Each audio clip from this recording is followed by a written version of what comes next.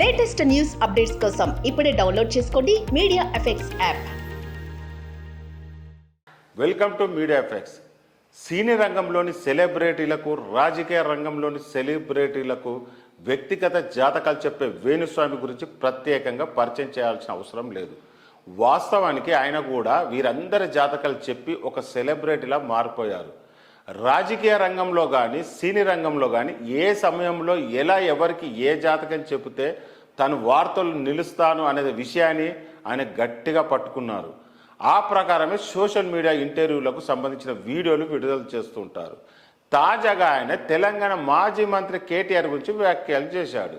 తాజాగా ఆయన చెప్పిన జ్యోతిష్యంపై భారత రాష్ట్ర సమితి నాయకులు, కార్యకర్తలు ఆందోళన వ్యక్తం చేస్తున్నారు. ఈ ఏడాది కేటీఆర్ అరెస్ట్ అవుతారని ఆయన గతంలోనే చెప్పారు. ఇటీవల ఓ కార్యక్రమంలో పాల్గొన్న వేణుస్వామి మరోసారి ఈ విషయాన్ని గుర్తు చేశారు.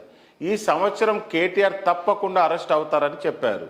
అయితే ఆయన్ను ఏ కేసులో అరెస్ట్ చేస్తారనే విషయం మాత్రం చెప్పలేదు. అయితే వేణుస్వామి చెప్తున్న జోష్యం ఎంతవరకు నిజమవుతుందో చూడాలి.